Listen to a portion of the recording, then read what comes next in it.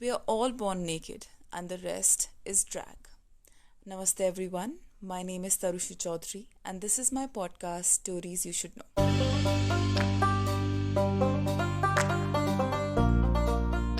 If there's an art form that's more misunderstood than others, it's probably drag.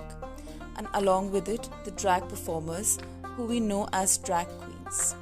So I'll put it in simple words for you.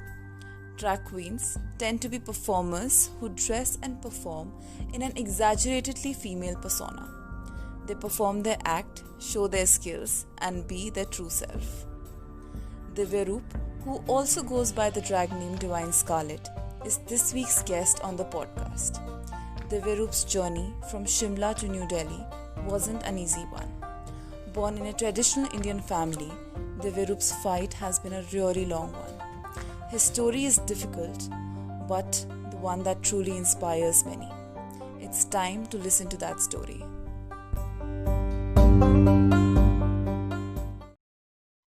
So, you would like me to call you Divya Roop or Divine Scarlett?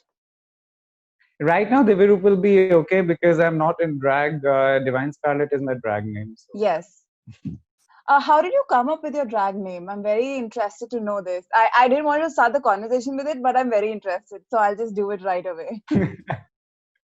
Well, it's actually very simple. My name is Divya Roop, and Divya basically translates into English as divine. And that's a very interesting name. So I was like, why not? Let's go with divine. And then I was like, let me think of a last name. What should be the last name? And then I was like, Scarlett sounds very nice, probably because of Scarlett Johansson or something. I don't know. But That's quite a that's how I nice came up with reference, Divine though. It's a beautiful Scarlett. name. I Yeah. mean, both your names are very beautiful. It just and Thank it you. kind of correlates to each other so beautifully, so poetically. It's so nice. Thank you. Actually, the funny incidence is about my real name. So a lot of people see my first name as Divya and my last name as Roop. Well, Roop is something that people hardly notice because the first name is something that everyone notices. So everyone is like, "Oh, Divya, probably a girl." And the moment I enter, they'll be like, "Oh, bam, that's a boy." And this name was actually given to me by one of what do you call it, a saint who was staying with us at our home.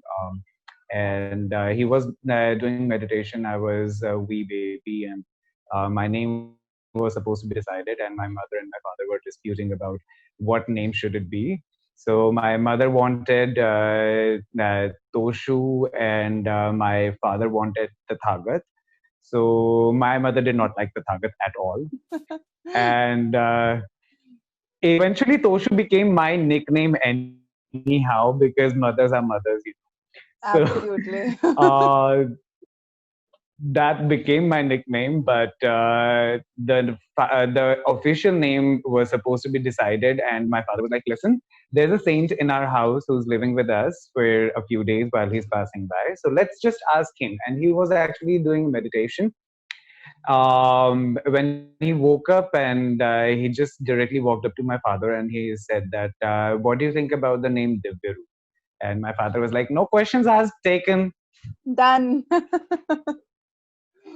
Yeah. It's a very interesting story So that's behind the your name story. itself. So, I would like you to introduce yourself. This is one thing that I do in my podcast. I ask my guests to introduce themselves because I personally believe that's the best way to put out about yourself to the world. So, how would you introduce yourself? Well, my name and my drag name has already been introduced. So my name is Divya Roop, and I use the stage name Divine Scarlett for my drag persona. I am a human being before anything else. Age is just a number, gender is just a word. So I believe that I'm much more than that. Although, to be specific and for the, identification for the people, so as to say, I would like to mention that I am 28 years old and I identify as non-binary person in terms of my gender identity, and in terms of my sexuality, I identify as homosexual, and I do a lot of things. Currently, I'm working in a call center. I write emails. I have been promoted from calls to emails, and yes, so I have my own YouTube channel, which goes by the name of Divine Scarlett. Again, duh, because my drag name. And I have been posting a series called posting videos under the series called Gender Chart, where I talk to various people who are non-gender conforming, and I usually post it on Wednesday, but this Wednesday I had to miss. I think I'm gonna take a break for a few weeks probably because I've been doing a lot of things, so I'm taking a break with that series for now. Also, I need to develop my skills as a drag queen more because I really wanted to break stereotypes in drag queen as well.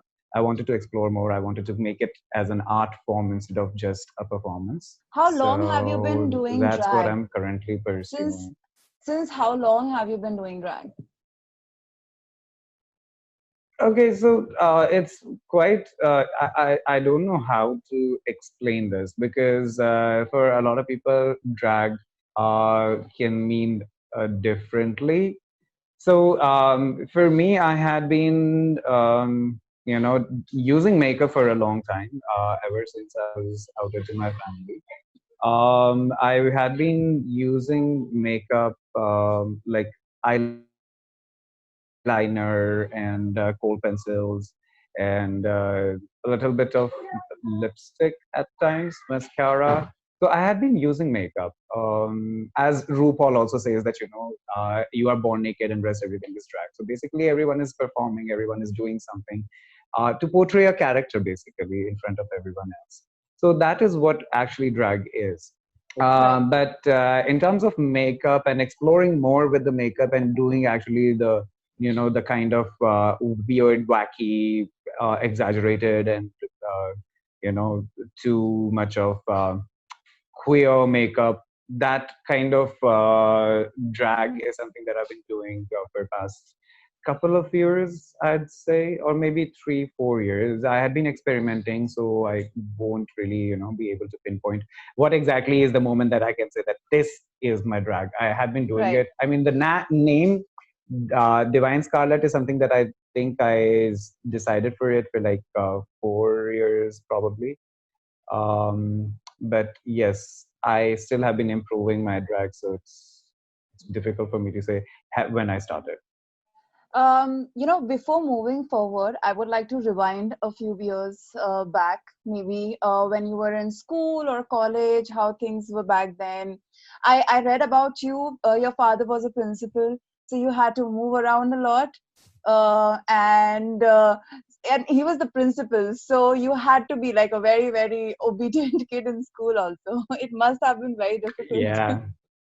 And I'm saying Well, this because my mom is a principal, and and it's I know. well, you know the pain of students whose parents are principal, basically.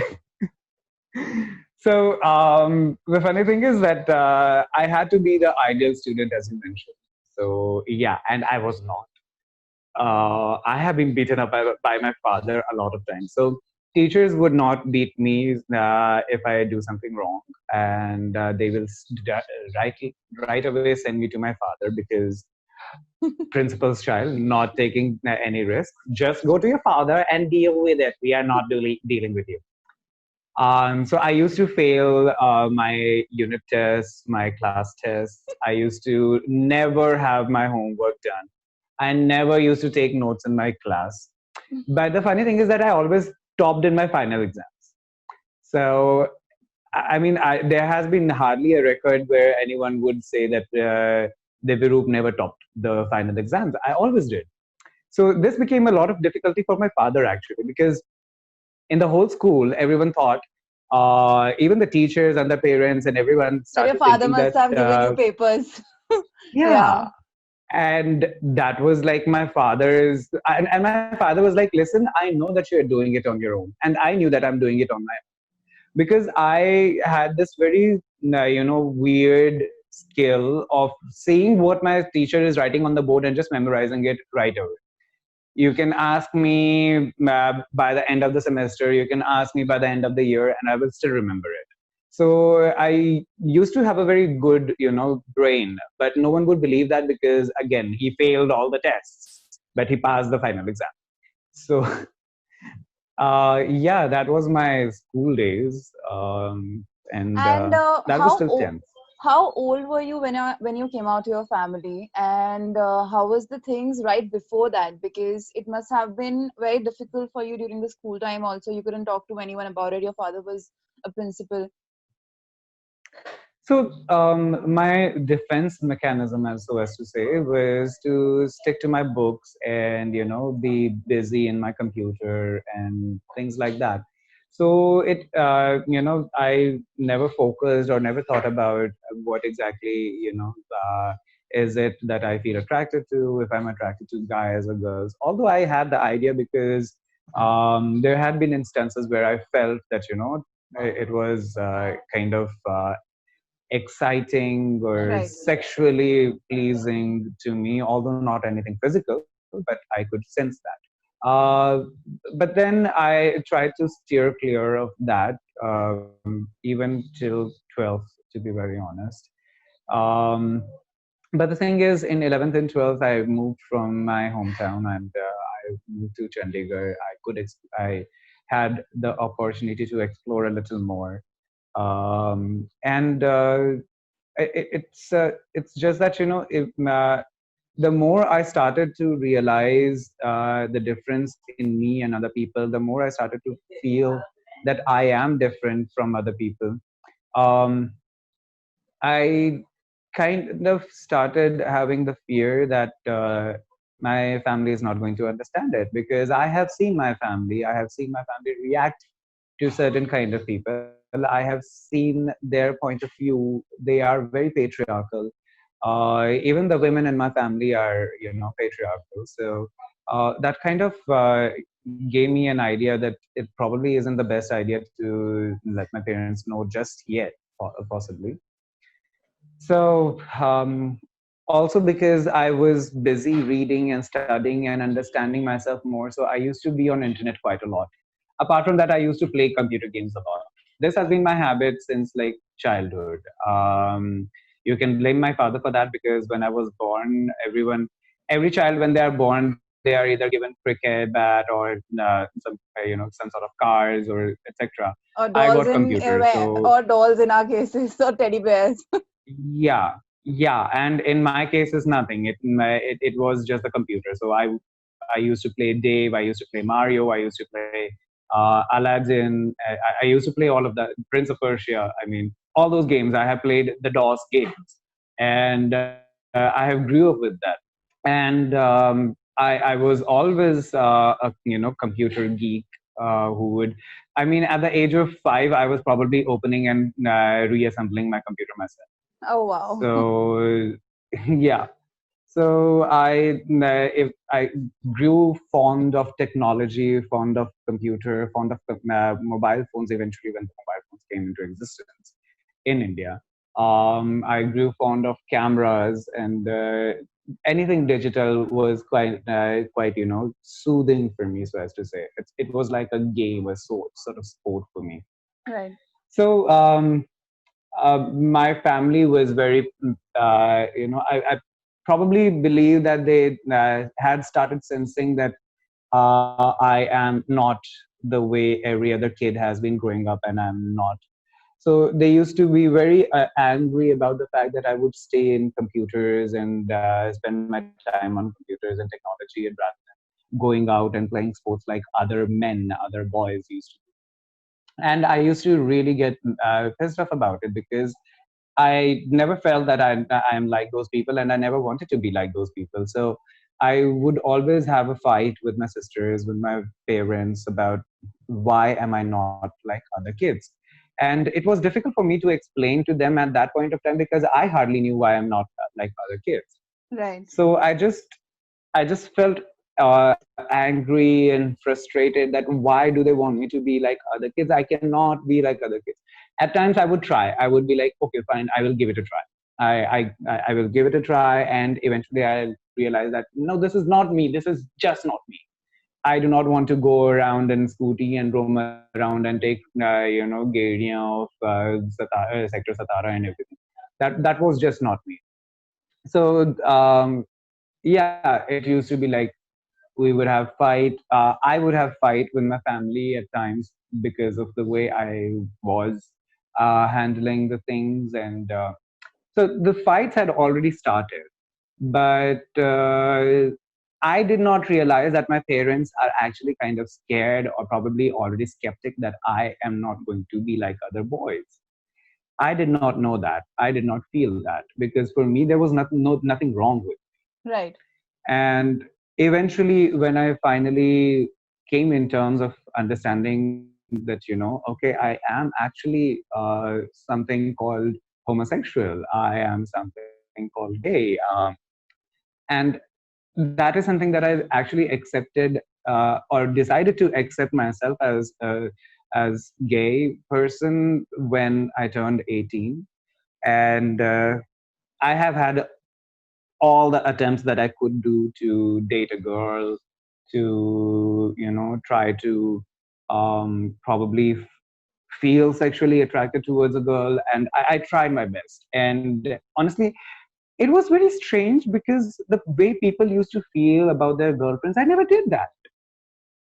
And one day, my girlfriend ran away and married another boy, and they were in Assam for some reason. I don't know why. And then I was like, okay, she got married. Why would she marry that guy? That was my reaction. Right. That was my reaction. For and if I see any other guy right now, they would be like, उसकी ये उसकी वो उसने मेरे से धोखा किया है या तो रोते रहेंगे या फिर they will go fight. And I was like, उसने शादी कर ली? What the fuck? I mean, like अभी तो बच्ची है. That was my reaction.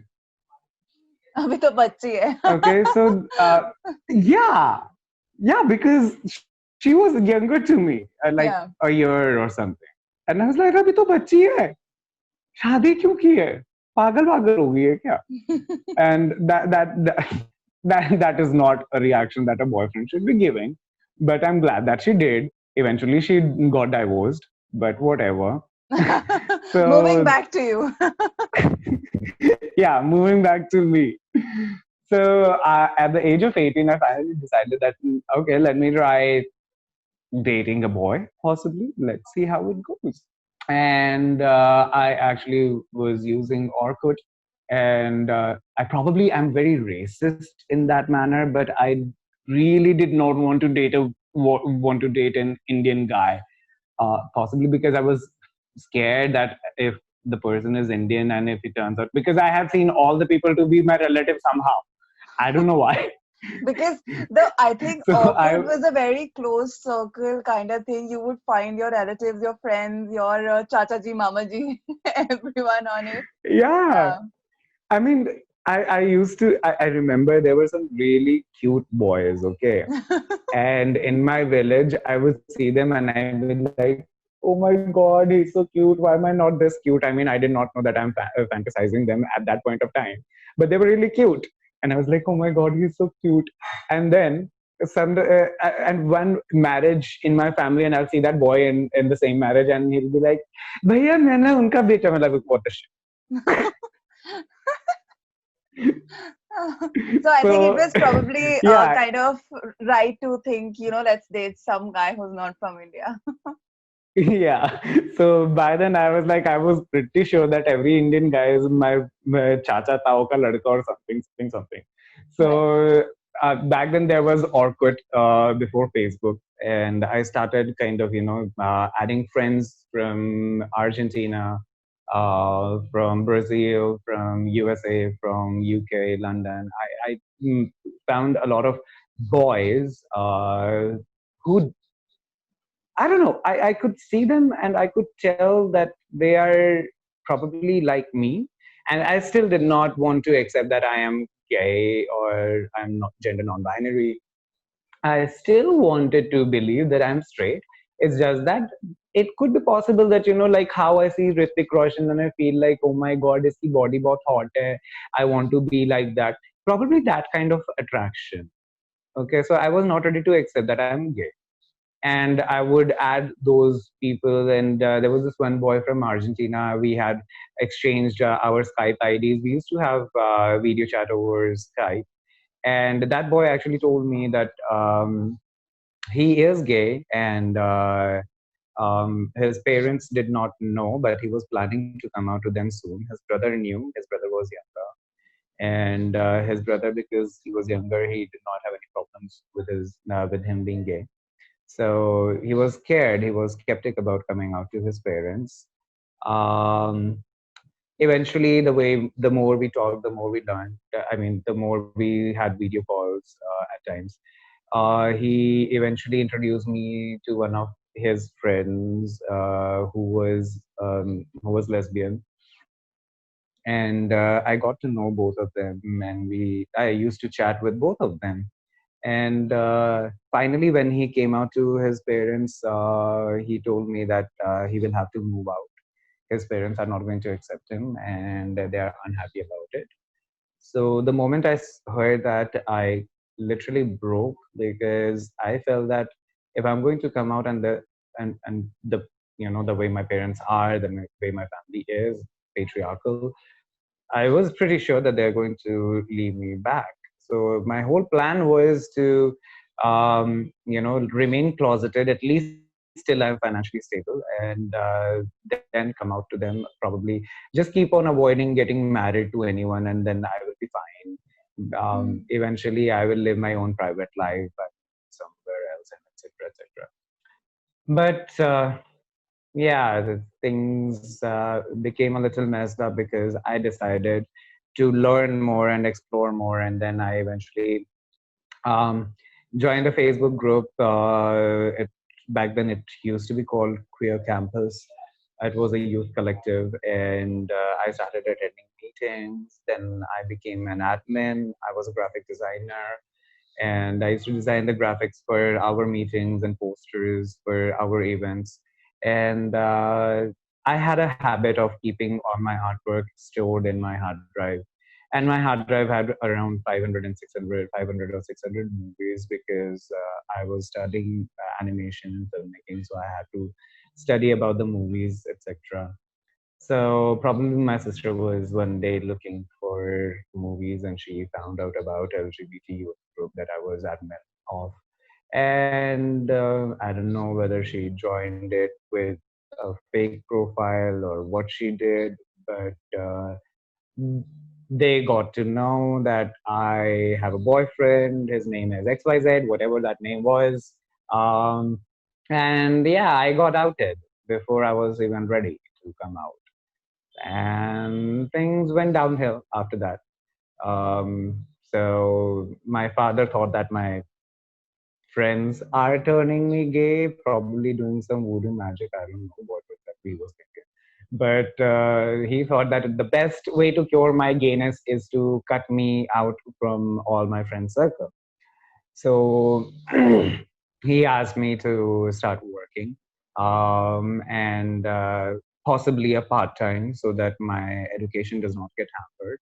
And I used to leave in the morning from my house, run to my college, then run to the office, then come back to house. I hardly used to get any time to do anything. But even then, some of my friends were so sweet, so damn sweet, that from my work to my home, they would come to meet me, give me some company, roam around a bit, chat a bit, and talk to me. And they were always they would always find time to spend time with me, and give me that emotional support that I was lacking. And they realized that it is not working. There was one particular person. I'm not going to take anyone's name because I do not like to Yeah. defame anyone publicly. I used to. I mean, I have done a lot in my old days when I was younger. But I we have all grow up, done right? a lot of things. We become more Yeah, wise. We understand what to say, what not to say, what might hurt someone's sentiment or not. exactly. Yeah. Exactly. So this person one day, so because of the stress that I was going through, what happened is that again I was kind of seeing someone and probably emotionally dependent on that person, and eventually that person kind of started dating someone, and I felt cheated. I felt, although we were not dating, but I still felt cheated and felt betrayed. So all of this stress, anger, frustration, I did not know what to do, and I started smoking up. And in my family, smoking and drinking is like, oh my god. In any family, So smoking that and drinking happened, is like, but oh my God. one of this so-called friend of mine one fine day went to my parents, and he told them that I am spending their money in smoking and drinking.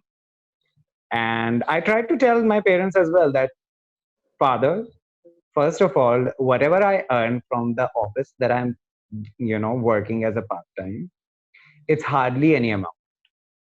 Secondly, that amount comes to you. I don't even have I don't think that I had a bank account back then. Possibly, I don't know. I used to get checks. So I used to hand over the money to my parents. And I literally used to get 100 rupees or max 200 rupees from my parents for the whole day, from college to, from home to college, college to work back, and then back to my home. So like 200 rupees for the whole day. And in between, I had to eat outside itself because I could not carry a tiffin box because that would either stale or, I mean, how will you manage a tiffin box in two different places when running around here and there? I just did not find it. I still do not carry any tiffin box because I find it really uncomfortable to carry around. So I would eat outside. So I have to eat outside. I have to travel in one, two, three different places back and forth. And from that, I would take out the money to smoke and drink as well. That's like you are trying to basically say that I have some secret hidden money that I am using. Because in 200 rupees, what do you expect from the person? 50 रुपए का French fries आता है, 20 रुपए का समोसा आता है, कहाँ कितना खर्च करूंगा मैं? I mean, hardly I would manage is one cigarette from that 200 rupees. And even then, when I used to go back to my house, I still used to have like 50, 60 rupees left in my pocket. Like, what do you expect from me? Like, in that 100 rupees, I roam around, I do everything, and then I come back It with was 50, it 40. was mostly just like your father knew that he was spending money on something that he didn't approve of. It's the way the Yeah, family reacts basically to these things. They don't exactly. It's not about from where the money is coming. It's about what you're yeah, spending on. It's more about exactly. that, I guess. Yeah.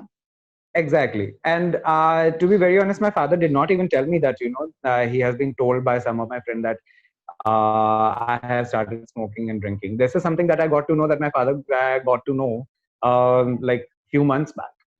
Okay. So back then I had no idea what exactly is the reason that they are like, so frustrated about. And then my father eventually asked me to, you know what, you are wasting our money, you better start working on your own. तुम्हें वैसे भी पढ़ाई लिखाई का शौक नहीं है. That's what my father told me. This is Because right after your 12th. You're in your first or second year of yeah, college. Yeah. no, not first or second year. I was actually in third semester. Okay, third semester. In third semester in DU, but I was also pursuing animation. So I was actually Okay. doing two courses. Right. Okay. Yeah. So when you were in college, this is So going yeah, on. I mean, when I Hmm. say yeah, so when I say college, I'm actually referring to two different places again, Right. because one was my animation studio, one was my DU college, and then one was my office. So like 3 4 places that I had been roaming around. Right. So yeah, and my father eventually told that, like after he heard that, he heard from my friend that I'm smoking and drinking. My father decided that I'm wasting the money. He never told me that he has got to know that, but he told me that I'm wasting his money, and he wanted me to start working on my own. So because I did not know that my father is actually talking about me smoking and drinking, I always told them that, Papa, please tell me what exactly is the wastage of money. I go to 4 different places. I come back with 50, 60 rupees still in my pocket. What do you expect me to, save right now? Hmm. So I did not know. And then eventually, I was like, okay, fine. He's like, agar tumhe karna hai, if you want to do the college, work for yourself, get the salary yourself, pay your college fees yourself. Which basically means that if I have to do that, I will have to actually support my complete expenses, which means I'll have to get a full-time job, which means I'm not going to get time to go for, a regular course. So I had to drop out of the college. I started working, and eventually I decided that if I have to live on my own, if I have to take care of my expenses on my own, and you're not going to be a part of it in any way, then I'll probably move out and explore the life on my own, because that is what I was waiting for anyway. I was hoping to be financially independent before I can leave the house. So here I am. I'm earning. I will probably survive anyhow, whether you want to support me or not. I will do that. And that's when I moved to Mumbai. I was living in Delhi with my parents and one sister. And in between, I mean, yeah, when my parents got to know when my sister outed me, there was a lot of drama. So once my father asked me to come to meet him, and that time he was in Ludhiana, I guess. So he asked me to come there, be with him for my monsoon vacation. I went there, and then he asked me, what do you want to do in your life? I told him I want to study, I want to make my career. That's about it. I do not have any other plans. I do not see any marriage. I do not see any such things. And he's like, what do you mean you don't want to marry? I was like, listen, I'm not going to ruin any girl's life. You know what I am, and that's why you have called me. I'm not going to marry a girl to ruin her life, no matter what the society is going to say. Society can talk about everything. My father is like, society is not going to accept you. I was like, what society are you talking about, Papa? The society that actually made you leave your hometown and move to Shimla, the society that you're talking about, the one that blamed you for giving too much freedom to your daughters, the society that you're referring to, are you talking about those who never stood up by you when you needed them? Are you talking about that society for whom you have actually fought and bled? Because my father actually did.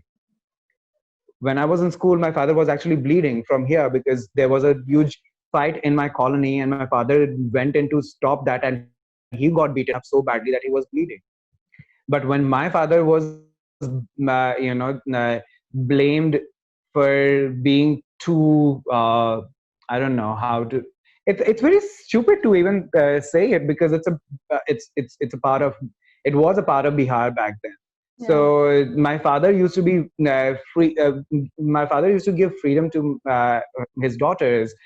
They used to wear jeans pant when everyone else would dress their daughters in, salwar suit and whatnot. They used to point fingers at my father's daughter, my sisters, that these girls are really bad influence and this and that. They wear jeans. I mean, the man who has stood up and bled for you, you are pointing fingers at his daughter itself. I Hmm. asked my father, are you talking about that society that really pointed out on your daughter when you have done everything for them? Because if you're talking about that society, I do not really see how you can think about that society before me, Right. because It's they have done nothing. it's so difficult to understand that sometimes when we talk about the society, we are always so much in fear that what will people say around us, what will they Exactly. think, and then when it comes to you, when it comes to your family, no one thinks about the fact that, oh, let's support them. They have been doing Exactly. so much for the community, for the people around them. Let's just stand by them for once. And I think that is what builds up within families, and then that fear grows, you know. At a point you Mm, are a part of the society, but at another point you are not part of the society. It is so exactly. scary. The whole dynamic that we live in, it's very it's very shady, to be very honest, because this whole society, um, the main thing, the main job that they have is intervene in someone's life, intrude in someone's privacy, talk about it, bitch about it, and they call it a society. That is not society.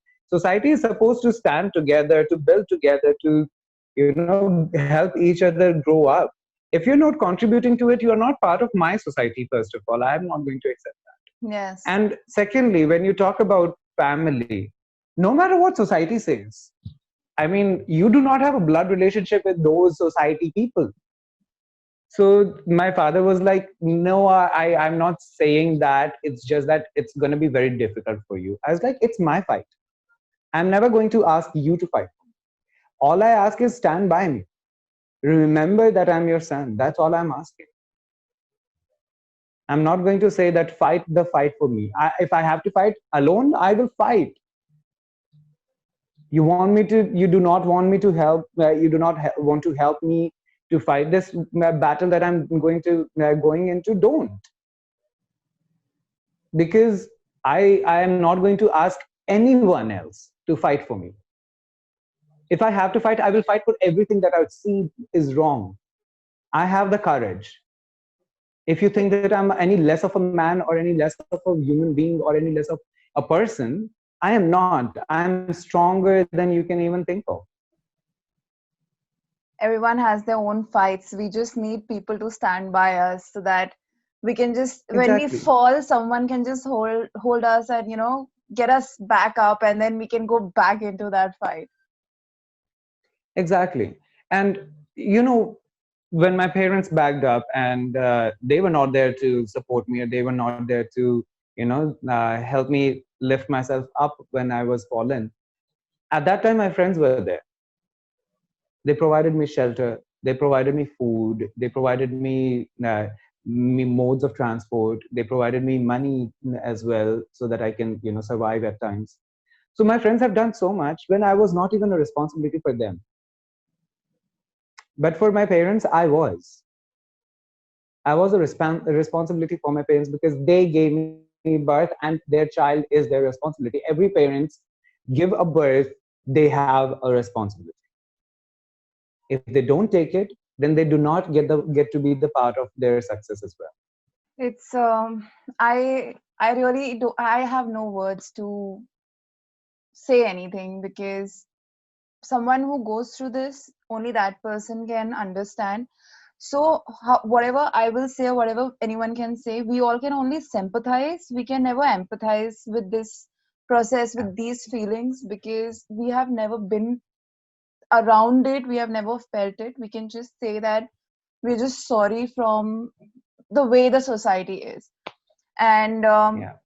look at you now. You are so beautiful. You have grown into this amazing person.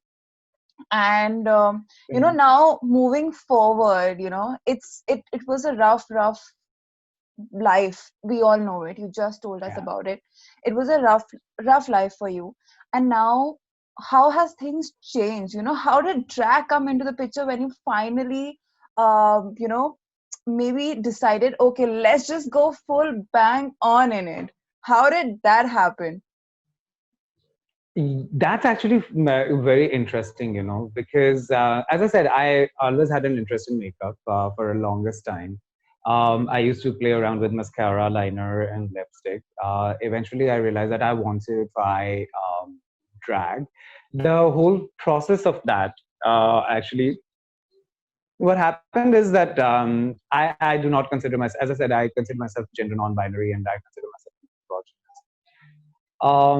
so when I was I used to wear kohl and liner and things like that. I used to have beard. I used to wear a shirt, and I used to have metal jewelries. So I used to combine all of that, and I always looked fabulous. I will still say. But people always told me that, oh no, you are a woman. Oh, you no, you are so feminine. Oh no, this and that. I was like, you know what? Let me tell you one thing. Femininity and masculinity is in your brain, not in mine. I do not see why Egyptian pharaoh can apply winged liner, but not. Yes, I do not see why Krishna can wear so much of jewelry and I cannot. And I do absolutely. not see why a Roman English could wear high heels. The men used to wear high heels, and I should not. It's your mental conditioning, it's your ideas, it's your thought process. You do not want to get out of it, you do not want to think of beyond that. Not my problem. You want to think that I'm a girl? Fine. Think that I'm a girl. I don't care because being girl is not a bad thing, first of all. You want to think that I'm a hijra? Please do think because again, hijra is not a bad thing. Because whether I'm a man, whether I'm a woman, whether I'm a hijra, whether I'm none, the main important thing is that I am a human being. So I honestly stopped feeling offended by any kind of abuses. Eventually, I wanted to play more with the makeup. I wanted to do things with the makeup that people want to try or people have been trying or whatever. So I started playing with the makeup more with the colors. And then I started watching drag queens, and I kind of felt that it felt inside me that it was very empowering. It was so empowering. So I wanted to try drag, and I did. I was obviously playing with the makeup. What's It's just one step over to be a drag queen. So I tried drag. The first time I did, it felt very I felt very empowered because I could sense that how ugly the men can be. I could sense the fear, the terror that a woman feels going out in public, dressed up as they want to be, not as the public expects them to be. Because when I did drag, I dressed up in the way I wanted to be. That is what the drag is. You Right. dress up as a woman, drag queen.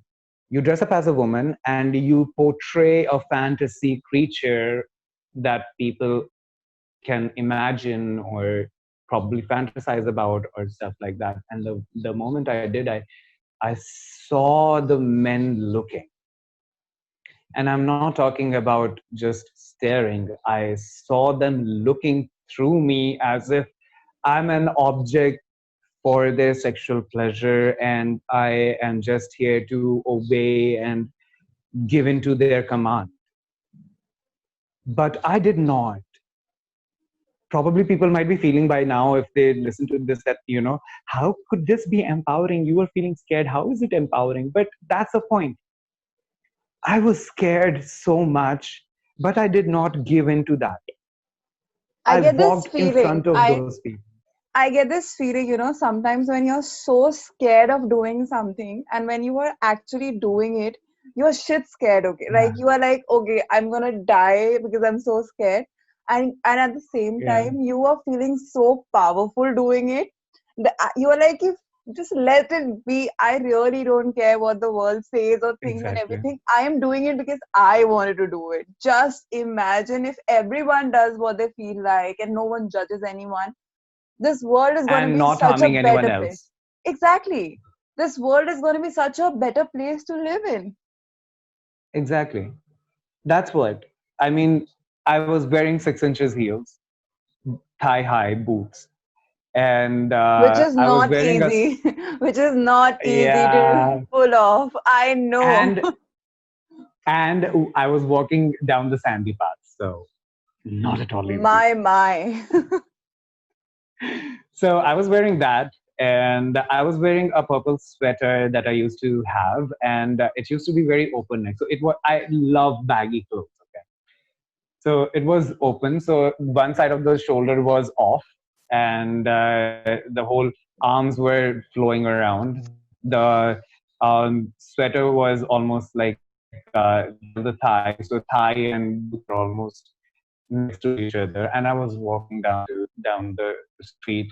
People are looking, people are staring, and I felt so empowered. I could feel that, the stare of those people. They can look into me, they can see me, and they can think all the nasty things about what they can do to me. But I will walk in front of them, and they cannot even touch me. That feeling is so empowering.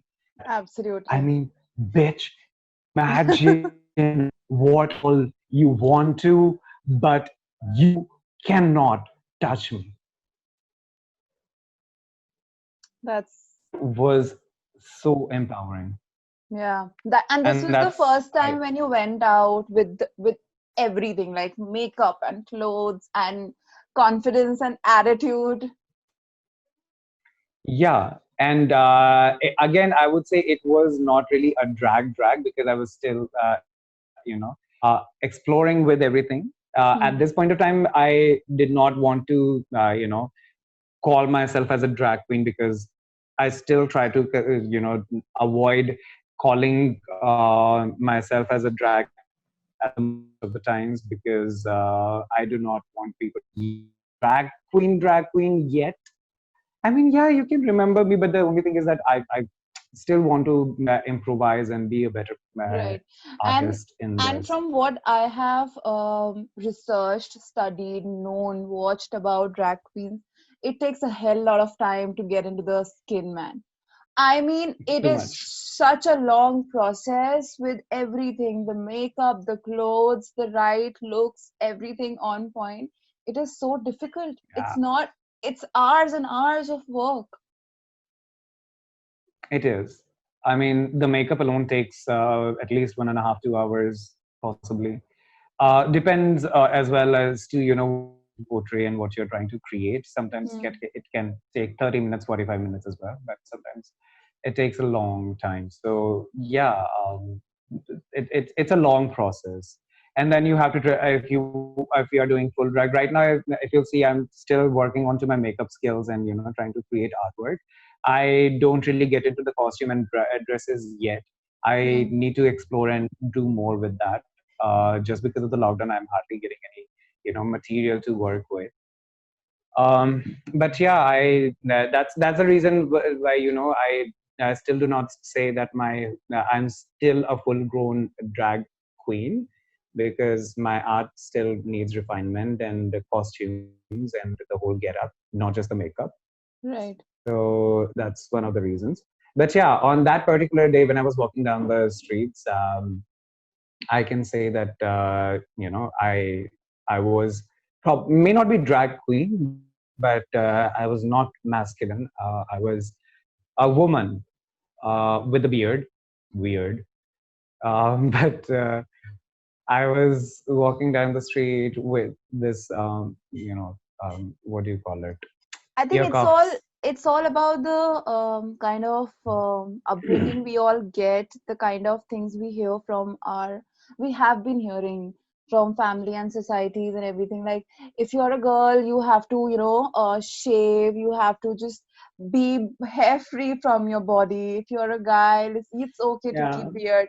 No one tells you that it's okay. You can just be yourself. You don't have to go and get those eyebrows done or to get those upper lips done. And if you're a guy, or you get the can't. eyebrows shaved. Yeah, or get the eyebrows shaped, or just break free from these hair and go bald. We are not. No one tells us that it's normal and it's okay and it can Yeah, be done. All these things are put yeah, out there as something which we cannot touch, we shouldn't do. And that's why I think we feel like experimenting more and we want to do it more, because we are like, people are saying not to exactly. do it, let's just do it. Do you Yeah. think, when we are talking about drag now, first of all, Hmm. for in our country, the entire concept of a drag queen is anyways like unknown. So anyone who knows about it doesn't know it completely. What is it? How is it goes? So I wanted to ask you that how different is Indian drag from foreign drag queen? But it's just a complete invalid question because Indians doesn't even know about it. So forget about how different is it. Let's just say that drag is something that has been in India for the longest period of time without the term drag. I don't know if you have grown up watching any kind of Ram Leela in your hometown ever. Yes, You yes, might have noticed there were men who used to dress up as Shrupanakha and play the part of a woman demon. yes. So that's actually a drag. We have seen drag since our childhood. We never knew that it was drag. So the thing is, in India, because we never knew the term drag, what exactly drag is, so we only understand that there are men, women, and transgender. We actually don't even know that there's another gender or there are various gender identities which Yes. do not identify as either of them. So it's obviously India is quite naive in that ways. People are understanding, people are learning, but we really need to inculcate this into our school system so that children grow up understanding that there's nothing wrong for them to be different. And gender is most important, as I believe, because gender is about self-love. Before loving anyone else, which is the sexuality, I think it is important that we teach our kids to love themselves, which is more about gender expression, gender identity. Yes, body positivity is also there, but I'm talking about gender in terms of, because it's Yes. also about self-love. So we need to inculcate that into our studies. Now, the issue is that a lot of people do not understand that drag is actually an art, not any gender. Because those men who were performing on the stage as Shrupanakha, they were not gay men. They were actually straight men who take the role for the money and they play their part. It's actually theater. So that is what drag is. Drag is about a person getting into a costume and perform something, probably a piece of dance work, probably song, probably a monologue, probably a theater act, whatever they perform. It's again a performance. Okay, so a person can wear costume to portray a character. That is what drag is. There's nothing more to it. So this is something that people really need to understand, that drag and gender are two separate things. Just like gender and sexuality are two separate things, just like sex and sexuality are two separate things. So these are different things. We do not need to confuse them. And that is, having said that, there are a lot of drag queens in India who are doing amazing work, and they have been breaking the stereotypes of what drag is. For example, we have Zish, we have Hitain, we have Glorious Luna, we have Miss Benji, we have Tropical Marca, we have Lush Monsoon, we have Mademoiselle. I don't know how many queens I'm going to take the names of, but all of these queens, if you go through their profile, if you see their work, they are all different in their own way. One is a political queen, one is a Bollywood queen, one is a dancing queen, one is a burlesque queen, one is a rapping queen, one is wacky queen, one is, you know, something. And they all have their own art style, their own way of portrayal of a character. Zishan, Zish, and Hitain, they both have completely different outlook towards drag. Zish would have a lot of alien-looking creatures. Hitain would have a lot of, not probably alien, but a lot of tribal and genderless looks. So everyone After is all, creating so much of it's artwork. about creating, it's about expressing, Exactly. whatever you have going on in your mind, it's all about that. It's Just expressing yourself from the heart. it's wonderful. I think it's so beautiful when you can do that and create something so amazing and mystic out of it. It's been Exactly. amazing to talk to you today. I have no words to express and explain the emotions I'm feeling, because the way that you spoke today, I think you poured your heart out. And I know it must have been difficult to just go back and think about everything that has happened and just talk about it over and over again. It's not just me. You must be talking about it to so many people at so many different times, because you are right now empowering so many other people, and by sharing your story you are giving hope to so many people out there, and telling them that it's okay, you're gonna survive. Just hold on to your dreams, hold on to yourself, hold on to whatever you think is right, and just move forward. So thank you so much for doing this. It was a pleasure and it was an honor. Thank you so much for having me. And I hope people would continue to at least fight back to own their space and own their existence. That's what is important in the end.